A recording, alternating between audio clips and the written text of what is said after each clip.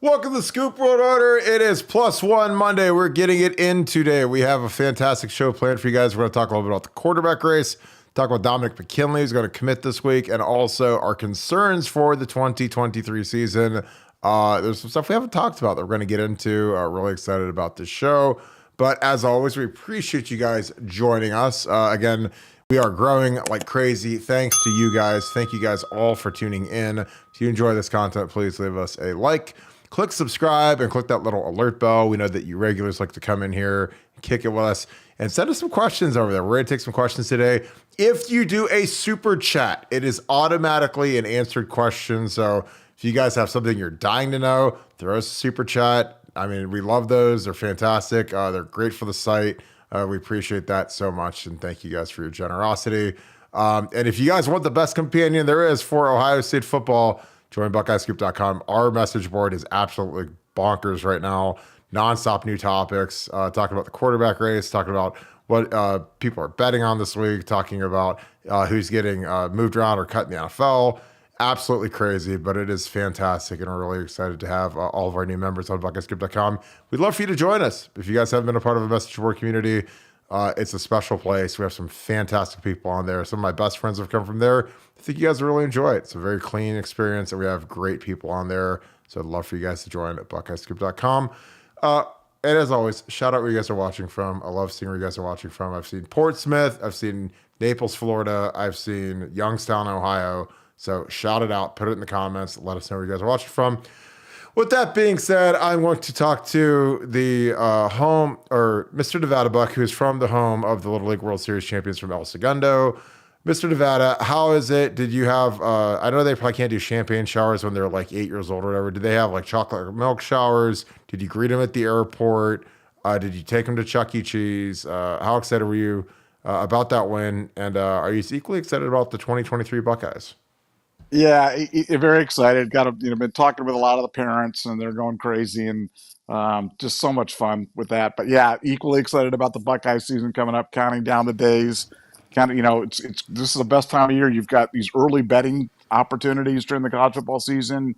You got the Buckeyes playing, so we get a chance to see the everything that we've been looking at in the off season, get it to, on the field. So yeah, this is absolutely the best time of the year, and as you said, best time of the year ever to be part of a message board. If you're not a part of a message board and you think, I'm not sure what, it's so much fun, and you do develop some great friendships through it, and a lot of information, just a wealth of topics. You can just ask about anything, whether it be roofing contractors or I bonds redemption, and stock market tips or whatever. So lots of opportunities to talk to different people, and it's really a lot of fun. And special thing, I'm announcing this right now. I've got a lot of comments. Why is Nevada Bucks camera never on? Why is Nevada Bucks not live? We're closing on 21,000 members. When we get to 25,000 for that show, there'll be a Nevada Buck Reveals show. There'll be the Nevada Bucks camera will be live on that show on the 25,000th subscriber. So something to look forward to, something to mark on the calendar for you, something to look forward to, and going to be a big show. But let's get after it. Super excited about that. That'd be fantastic. So keep adding the members. Send the show out to your folks. Nevada, the quarterback derby is not, I won't say it's the most secretive since 2015. It might be. 2015, it just felt like it was going to be Cardell because he came back, won the national championship. It's hard to bench a guy that beats Alabama and Oregon his last two games, not to mention wins the Big Ten title. How secretive is this? Do you feel like it's Kyle McCord? Like, I feel like the pendulum has gone both ways. I think Devin Brown's a better player. I think Kyle McCord, the safer thing to do is the vet, the older guy. He's not a vet. He started one game. He's 1 year older, but that compared to Devin is a little bit more veteran status. Where are you at with this thing? I'm thinking it's going to be McCord, but I don't think that being named the starter is going to really matter because I think that they're both going to play, if not equally, then close to equally, especially through the first 3 weeks. I think that, again, I've talked ad nauseum about the season being the first quarter of the season is a cakewalk, an absolute joke of a schedule, cakewalk. And they got to take advantage of that because once we start adding teams to the Big Ten, And we get to the super conferences, like you're not going to have like the cakewalk to start the season. You're not going to have Youngstown State and Western Kentucky on the schedule anymore. So this is a good time to evaluate. It's almost like it kind of like reminds me of like preseason in the NFL because you can't really lose. Well, I mean, the NFL, it's more like just pure evaluation. You don't really care if you want to lose. This is like you really can't lose because you're so much more talented than the teams you're playing. But where are you at with it? Who you're projecting to start? And does whoever you project to start hold on to the job after the first 3 games? Well, I think first of all, let's deal with one topic here. People are talking about this, the idea of giving a veteran, giving a guy who's been here for several years a chance, like it's some sort of like crazy idea or something that Ryan Day invented or something. And it's not. I mean, this has been going on in sports since the beginning of time. So the idea that Cal McCord, who has dutifully put in years of practice and workouts and time, should be at least given the opportunity to prove what he can do in the field with the ones and when the games count. It's not a crazy idea. And the information I have, I think McCord's starting. I think McCord's starting, and they both play equally. I think that's the chalky kind of prediction in terms of what goes on with this. I've been saying for 6 months, yes, for you people out there in Twitter land, I'm the first person to ever say this, that Kyle McCord will take the first snap, and I think Devin Brown takes the last snap. I think I do like Devin Brown's upside, but again, we're all talking this way, but if Kyle McCord goes out there and throws 4 touchdown passes on Saturday, and Devin Brown, gacks up 3 interceptions, like, people are going to change their mind. So it's like I reserve the right to change my mind based on what I see on Saturday. I think both quarterbacks will play well. I think they're both very capable quarterbacks. They can just do different things. I think, Kyle's a little bit more conservative, a little bit safer, a little bit more likely to check down, whereas Devin's more likely to look for the big play. And I think McCord starts. Every bit of information I have is that McCord gets the start and that they both play equally. And then we kind of evaluate on Sunday in my uncomfortable truths column. What did we see on Saturday, and what does that mean for week 2, 3, 4, and beyond? Yeah, I agree. I think McCord starts, and I've been a part of some very interesting quarterback competitions at Ohio State. I was here with Krenzel and McMullen. Obviously, Krenzel won the national championship in 02. I was there in 03, and Scotty Mack was every bit as good as Craig Krenzel. He just, off the field, was a little rowdy, which when Jim Tressel's the quarterback coach, it doesn't really equate, because make no mistake about it, Jim Tressel is the quarterback coach. It's a lot like Ryan Day. I mean, there's one guy that's picking the quarterback, and it's Jim Tressel, it's Ryan Day. And there might be, Brian Hartline, Corey Dennis, and 7 interns, and Todd Finch, and whoever else. But there's one guy that's got the 51% vote, and whoever Ryan Day wants to pick is who he's going to pick. And there's nothing wrong with that. I was Troy Smith, Justin Zwick, Justin, the more heralded guy, the earlier commit. When they came out of camp and Troy was as good, if not better, they went with Justin, because Justin was the guy that was the more McCordish type guy, the guy that veteran, field general, whatever, higher rated guy. So, but when the game started, I mean, Troy was better. Then when he took over, we went on a nice little run down the 04 season, and we had that run in 05 and through 06, and Troy was won the Heisman. So I mean, there was no question Troy was much better than Justin. And then I was there for Joe Bauserman versus Braxton Miller. So again, we started Joe Bauserman over Braxton Miller. When you say that out loud, it sounds absolutely insane. But I was at camp. I remember we charted everything. Joe Bauserman was better than Braxton in camp, which is, again, it's practice. It's not a game. Guys that can run, like Braxton Miller, who can run a 4.3, are hampered when they're in black jerseys, and they can't be touched, and they can't create. And there's touch sacks, and, he could have had him. Oh, no, he did. He's down, whatever. So Joe Bauserman beat out Braxton Miller, and it wasn't close, and Braxton was young. He wasn't really a big time grinder, to say the least. He wasn't a guy that was staying late to watch film and learn the playbook and whatever. He had other priorities, and it hurt him. I mean, when Urban got there and forced him to be a grinder, it was different. So Joe Bauserman beat out Braxton Miller coming out of camp, which again, Braxton Miller has more talent in his little toenail than Joe had in his whole body, but Joe was better. And again, it wasn't that we didn't like Braxton, because obviously after the Joe Bowserman debacles that we had, we went with Braxton, and Braxton carried us through some wins. I mean, he beat Wisconsin as a freshman and didn't even know the plays. Neither did Devin Smith. We had that miraculous touchdown. So again, like there's a lot of dumb sayings in the world, but like when people say that there's no such thing as gamers, you have to be practice guys to translate to the game. It's the dumbest thing I've ever heard in my life, because I've seen guys that look great in practice and they get to the game and them lights come on and those people are there, and that anxiety, because you don't have anxiety at practice. You go to those games, man. Those games they're boiler rooms. It's a lot of anxiety, because if you screw up, the whole world sees it. If you screw up in practice, nobody sees it. And I've been in games that we've won decisively and we've lost decisively, and the whole world knows it. And when you're in practice and you have that anxiety, you don't have that anxiety. You have the worst practice in the world.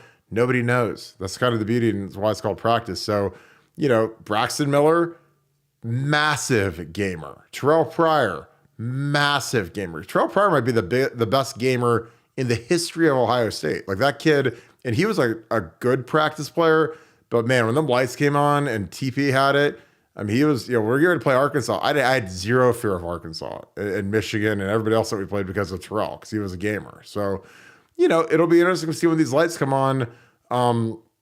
But really, the lights won't really be too bright until we go to South Bend. So it'll be interesting to see if the rotation still exists when we get to South Bend, and if one of the quarterbacks seizes it, if they're decisively better statistically. Nevada, again, that was long. Was there anything in there that you were surprised about? I know that you agree with me on the gamer thing, because, like, again, I've lived it. I've seen guys that are great in practice, guys that I'm like, man, this guy's going to be great. They get out in that game, man, and they just stink, and they get nervous, anxiety. They read the mean tweets. They can't handle it. What are your thoughts on that? Well, look, I mean, we've talked about Steve Bellisari. Steve Bellisari was the greatest practice quarterback in the history of Ohio State, without question, bar none. Nobody's even close to Steve Bellisari. And in the games, he had his moments. I mean, he had his moments of goodness, but there were a lot of bad in there too. But I'm telling you what, if you went to watch practice, and I wanted to watch Steve Bellisari practice a lot. Practice used to be open. I used to get my Subway sandwich and pull it up there with little chips, little drink, sit there and just sit for hours and watch practice. And Bellisari was the greatest practice quarterback. I mean, I swear he was Steve Young. Greatest quarterback I've ever seen at Ohio State. Was convinced he's going to be the next great one. Maybe win multiple Heismans. This is when he was a freshman running the scout team, when he was running down on kickoffs and covering stuff like a kamikaze kid. And it was just absolutely, I won't say awful, but inconsistent as heck when he got in the games. And so, yeah, there's absolutely a thing of practice the gamer. Like I have a kid who's, I won't go into, we all have kids, but I have a kid who's a world-class athlete who isn't great in practice, but when the lights come on in the games, is pretty special. So it's like, it's a different thing. Practice the games. We're going to get a chance to see both these quarterbacks, and thank goodness we do, because if we open up the season with Oregon game 2 or Notre Dame game 1, like we had the last few years, we're having a completely different discussion. We're having a completely different talk. Hey, you got to pick. You got to make a selection, because you've got to get that. You don't want to go into those games with a platoon situation or a quarterback who hasn't got enough reps. Thank goodness. We talk about the schedule being a concern, and I agree the schedule's going to be. Even though I think the schedule stuff's a little bit overblown, because and I don't want to jump around on topics too much, but look like Penn State. People are talking about Penn State. Look how Penn State has done against Ohio State in Columbus since joining the Big Ten. I mean, it's been a house of horrors for them, and they're a different team. So that's why, last year when, Michigan thrashed them up in the Big House, and we played a tight game, in Happy Valley. It's a completely different situation when they play here. So I think that's going to be played out again this year. But hey, the schedule sets up well for us to be able to break in a new quarterback. Get these first 3 games. Don't need to use them all. Maybe use the first 2. have the third one be a full thing. But I think it's going to be fun. I think it's going to be fun. I think there's only, as an Ohio State fan, you should be looking forward to this because there's only upside because these guys are both good. It's just a question of which one's going to be better, and that's going to be fun to watch.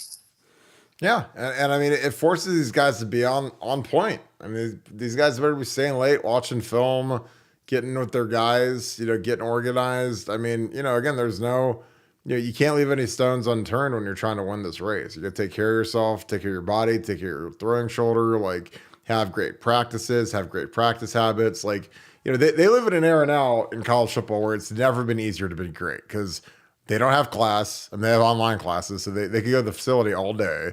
They have catered meals there that are great. So they don't have to leave the facility to go eat. They can work all night. I mean, it's like, it never used to be like that, and plus they have, extra money so they can go get extra work in, extra therapy, whatever. So, I mean, it's like, now's the time for one of these guys to go grab it. And I'm telling you, the worst case scenario is a platoon into Notre Dame, in my opinion. And again, and that could easily happen, but we played Texas in 2005. That's one of the games that a lot of us that were on that team, a lot of us that were starters, wish we had back. And, we totally let our defense down. And part of it was because we were rotating quarterbacks the whole game. And, I'll never forget, we didn't start off great. Troy comes in, throws a touchdown. We go back to Justin. Hamby drops a touchdown. Then we get to the last drive and it's a TV timeout. And I go over to Troy and I said, "Hey, are you up?" And he says, "I don't know." I go over to Justin. I say, "Hey, are you up?"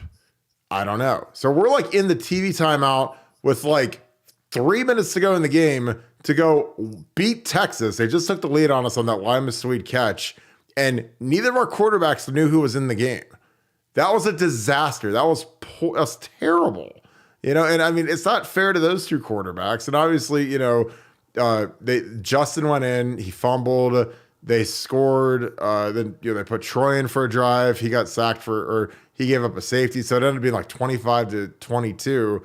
And like we totally let our defense down. Our defense played out of their minds. Like AJ Hawk and Schlegel, Bobby Carpenter, Dante Whitner, David Patterson. Those guys played out of their minds, and it's just like we let them down as an offense. And part of it was because you got to pick a guy and let him roll. It's not fair. I hated being a backup when I played football because I don't want to have to guess when I'm going in. I want to be in, and that's it. That's the hardest part about this rotation stuff is if you don't know when you're going in, and all of a sudden Ryan Day's like, "Hey, Kyle McCord, you take this drive. Hey, you take this drive." Like guys hate that because they can't get into any type of rhythm. They can't, they're scared to make mistakes. They can't play loose. They can't go sling it around. So, Ryan Day's got to make a decision here and roll with it. And don't worry about hurting someone's feelings. If you say, "Hey, this guy's better than you," you get to stand there and hold the clipboard after 3 games. I think that, after the 3-game preseason kind of schedule that we have, we go to Notre Dame. You got to name a guy, and you just got to roll with him. Just my personal opinion. Nevada, what are some of the things you're worried about this year other than the quarterback? We talked in pre-show. You mentioned special teams, something we haven't talked about at all. How worried are you about that? Well, look, we always talk about one of our core things on this podcast is, you guys are investing your time. We like to give you guys a little bit of insight on something that maybe you didn't know, maybe some information that you didn't quite have, or something you can't quite get anywhere else. Well, here's one of those things. Last year, as part of the exit interviews with all the players, they asked them to kind of rate kind of their confidence regarding the units and the different things. And without getting into names, because I'm not going to try to, this isn't a bang out a particular coach. This is just to kind of give you an idea of an area of concern.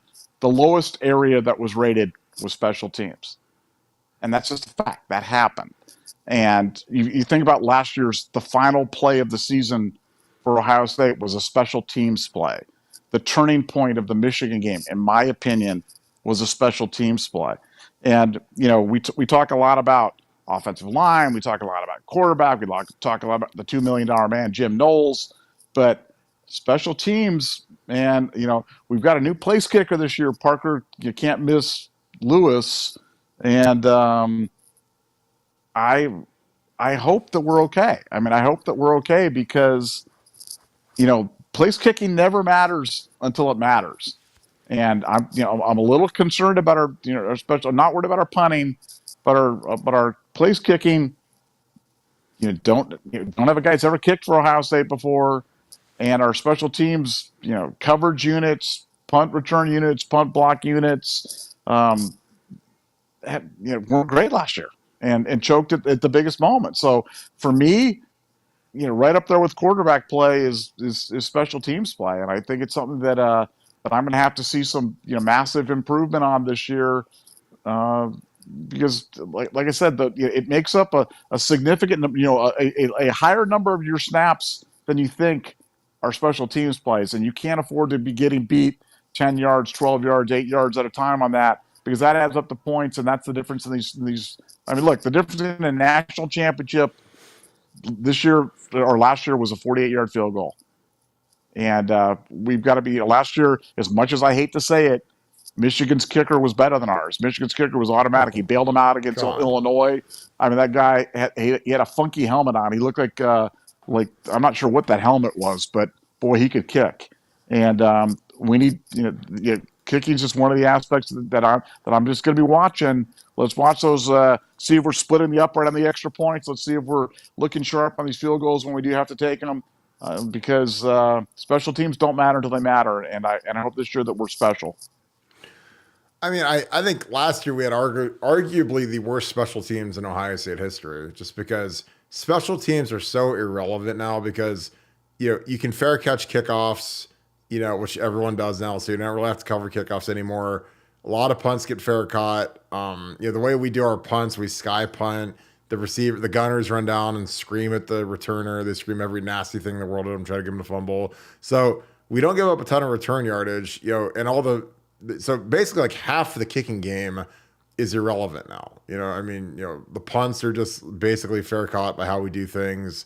And a lot of the kickoffs are fair caught. So it's just, the kicking game is basically dissolved over the last 10 years where they've gotten rid of the 3-man wedge. They got rid of the 2-man wedge. So basically it comes down to, can you run a fake punt? Can you make a field goal? That's what it comes down to. And honestly, like after that game, after the Michigan game where we screwed up the fake punt twice, and we left it on and it was all day. And again, schematically, fantastic scheme. I mean, it was a perfect call, but if you don't execute it, and again, we usually carry one fake punt per week. And if you call on it, these guys better be able to do it, and we screwed it up twice in the biggest game of the year at home when we needed it the most. They let us down to an impossible level. Then, when they have a chance to redeem themselves in Atlanta, they have another one, and we have 12 guys on the field. And we walk through that stuff the day before the game. They do a head count. They know who the backups are. Like, I've been in these. They're like militaristic, and we had 12 guys on the field. I would have left those guys in Atlanta. Urban Meyer would have fired the special teams coordinator. There's no way he'd have kept that guy, So, I just, when we needed it the most, and again, you understand this. We had a loaded team last year. CJ Stroud is a phenomenal quarterback, maybe the best quarterback in school history. Starting week 1 for the Texans after 3 years at Ohio State, as a redshirt sophomore, he's starting in the league year 4. The highest drafted tackle since Orlando Pace, the guy who arguably could be on the Mount Rushmore of Ohio State offensive linemen, Paris Johnson. DeJuan Jones has had the best preseason of any NFL rookie offensive lineman. Luke Whippler just made the Browns. Loaded team, and we blew it. And it was all, and it wasn't all because of special teams. The defense let us down at points, but the special teams, they don't have as many. We don't get the return yards. There's not the Ted Gins anymore where you see these guys running back punts all the time, kickoffs all the time, just because, you can fair catch it. And they've just taken a lot of it out of the game for safety reasons. So it basically comes down to, can you execute a fake punt? Can you make a field goal? And when, and we have a dominating offense and our defense played well enough to win, and then you can't get the field goal in, it stings. And again, go get the best field goal kicker in the country. Was Noah Ruggles the best field goal kicker in the country? I don't know. We couldn't make a 48-yard field goal. Michigan's got good. Michigan's got one in the third round. So I don't know if you got to go hit the portal. Because I played with the best kicker in school history, Mike Nugent. I mean, that dude hit a 55-yarder to win a game, or I mean, and that's the difference, and Josh Houston, who we played with, in '05 when Nugent was a second round pick in the league, he missed a field goal that would have put the Texas game out of reach. So, again, like all those little things add up. You got to get the best guys in the game. You got to get the great field goal kickers. We really haven't had like a dominant field goal kicker, a high draft pick field goal kicker in a long time. We had Drew Basil, we had a lot of really efficient guys, but we haven't had that guy that people stand up and, ooh, here comes a 55, like Nuge. Like when I played with Nuge, man, he was a rock star. So again, I worry about the special teams because I think we'll be in some tight games this year. I think that, as much as it's not fun to kick field goals, like I think that those things add up, and it's a lot more fun to be up, 10-0 than 7-0 or 13-0 or whatever. It's just, in some of these games when you play real teams, not when you're playing Indiana and you're playing, Alaska and some of these teams we play early on, but when you play real teams, like those points add up. Like, mind you, we lost to Texas, who won the national championship by 1 point, and then we gave up a dumb safety at the end that really didn't count because we were in the end zone just trying to, there was 30 seconds left in the game. So it was basically a 1 point loss. And if we would have kicked the field goal, we'd have won. But we missed it. So I don't know. Is there any other areas of concern, Nevada, outside of the special teams? So I think our defense is going to rock. I mean, the reports I've heard on Jack and JT, I think they're ready to dominate. I think that they both want to go pro after this year. They both need to have more than 4 sacks like they did last year to make it in the league. Because I got an history in the league. The tackles are they are the real deal. And those guys are going to have a couple of heavyweight fights because when they see those 2 tackles from Notre Dame, their left tackle's probably going to be a top 10 pick, alt. And then the kid from Penn State is probably going to be a top 10 pick too. So they've got some heavyweight fights. So they got a couple weeks to tune up before they go out to Notre Dame and have that big fight. Any other areas you're concerned about? Well, I think when we talk about defensive dominance, I think we have to kind of establish the parameters. There was a post on there today talking about, hey, we should have at least 3 or 4 shutouts, they said, and nobody should score more than 10 points against us. And I'm like, well, if that's your parameters, then we're probably going to be disappointed because that's like 1973 level defensive play, and I think that's kind of come and gone. But I think for the OSU defense this year, when you talk about realistic expectations for them, I think that we're looking for them to improve on every category. They've got to improve in points per game and points per possession and yards per game and yards per possession and third down conversions. They've got to create more turnovers. I think they've got to show solid improvement because if they do that, they're going to be a top 10, top 5 defense, and it's going to be there. But don't set your expectations going to be that they have to shut out every opponent because I just haven't seen anybody do that in quite some time. Concerns after everything you just talked about the special teams, that Ryan Day didn't give the special teams coordinator a raise, did he? After last year, did he? Extension and raise. Extension and raise. Okay, well let's put that one down. Just move that aside. That's just a little bit of a concern. But no, I've talked about the left tackle. I want to see a little bit more out of Jimmy Simmons. Just gonna avoid bad luck, man. Avoid the injury bug. It's funny because some years it seems like Ohio State just is snake bit, and other years it seems like they go through the whole season and nothing ever happens bad. Let's just hope that we have one of those seasons where we're not talking about injuries, and maybe by talking about this that we'll put the double jinx on it and not have anybody get injured. But that's really what I'm concerned about the most. Concerned a little bit about Brian Hartline and how that works into the offensive coordinator position. How does he work out of the booth? How does he work in terms of play calling with Ryan Day and how that transition's handled? But again, we've got days to establish it, to figure it out the first 3 games.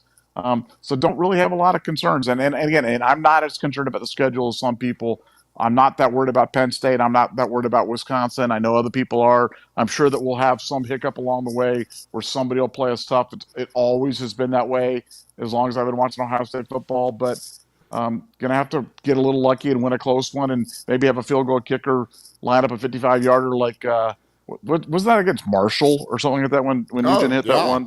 I mean, I was on the field goal team. And now here's the thing: we were tied, so we would have gone to Yeah, we were overtime if tied. he missed it. Yeah, So we had gone over. it wasn't like we were Yeah, losing, and that if he misses it, we're done. But I mean, he drained it with no time left because we were so bad on offense that like we couldn't score. And again, that's my biggest regret about the trust. And again, we won a lot of games, but man, there were times we let our defense down so severely. It was unbelievable. Like I mean. I couldn't even look AJ Hawk in the eyes. Like I was just like, I just want to, because I would be so furious after some of these games. Because I'm like, you guys played like the greatest defense in Ohio State history, and we lost. Balled out. Hold Penn State to 17 out there at Happy Valley, and the one touchdown they gave up, or it might I don't know if it's 13 or so. I think it was 17-10. But like the one touchdown was like it was like we threw a pick and they ran it back to like the 2-yard line or something. I was just like, so that doesn't count on the defense, but. I don't know.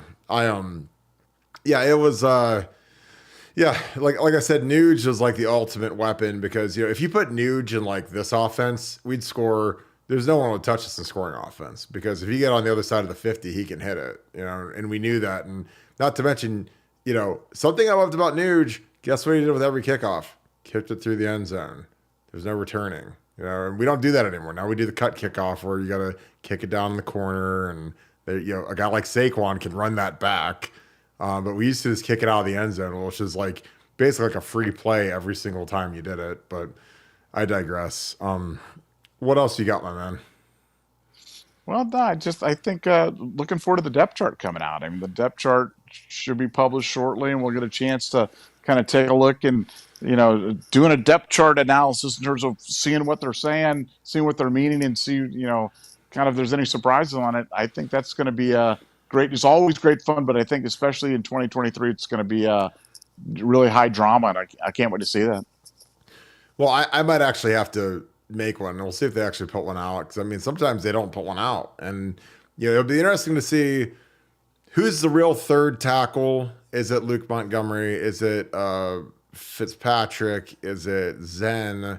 Because again, like we're a little thin. I mean, again, when you have 3 guys go pro as juniors, like you got a lot of new faces and new places. So it'll be interesting to see, do they rotate any of the other O linemen in other than the starters? Like that'll be something to watch. Obviously, I don't think that you'll see rotation at the guard spots, but do they put in, Victor Cutler? Do they put in Luke Montgomery? Do they put in George Fitzpatrick? Zen Mikulski, Tigra? Like all these guys that were kind of fighting to be in the mix, and they've moved all over the place, and again, I hate what they did to these kids in camp, making them play both sides, different positions, because frankly, like, they're not good enough at one to play. Like a guy like Tigra isn't good enough at playing right tackle for you to switch him to left tackle and then maybe move him into guard. Like he's got to learn how to play like one spot and actually be good at it, proficient at it, and he's a young kid, and dude, it's hard. Like, I mean, you got to get a guy to master one spot before you start sliding him all over the place and hoping that, well, maybe if we move him around, he'll get better. But, again, that's just my opinion. Well, final thoughts. We'll wrap this thing. But like I said, I'm really optimistic about this season. I think we've got a great chance to be good. I don't see anyone in college football that we can't beat. Again, I know we can score on anybody, regardless of who they pick at quarterback, given our depth and level of talent. But what are your final thoughts as we get through Monday of the first game week? I think the story is going to be the return of the Ohio State running game. As much as we talked about Marvin and we've talked about Emeka, I really do think the story is going to be all these mouths at running back, Dolan and Mayan and Trey and Chip and X and how do you and Evan Pryor, like how do you feed all these guys? How do you keep them all healthy or happy rather and engaged? But I think it's the return of the Ohio State power game, and I don't think it can come soon enough. But I think it's going to happen this Saturday. Yeah, I totally agree with you. So, well, we are going to wrap this one up. Appreciate you guys tuning in. As always, thank you guys. Thank you to all the Scoop family tuning in tonight. If you enjoyed this content, please leave us a like, click subscribe, and click our little alert bell so you can see when we go live. We're going to be back here in about 10 minutes with Bill the Bank Greens. If you guys got your recruiting questions, get those fired up. Stay with us. We're going to have to log off for a second. We'll log right back on. But we appreciate you guys so much. Again, join BuckeyeScoop.com. You won't regret it. We've had so much fun. It's been crazy all day anticipating this Indiana game. Just getting people ready to scratch that itch, man. They're ready for Buckeye football, and it's the best companion you could ever have. It's kind of like a Phil Steele magazine, except it's just for Ohio State football. So, and I was texting Phil Steele today, and he's actually going to come back on the show hopefully next week. So we appreciate you guys so much. Shout out where you guys are from. Let me know in the comments who's going to start at quarterback. It's Kyle McCord. It's Devin Brown. We're getting down to not cutting time. We're going to have to figure that one out quick. So I hope you guys have a great rest of your day. Thank you so much, Buckeye Nation, and thank you, Scoop family. Talk to you guys tomorrow. Go Bucks.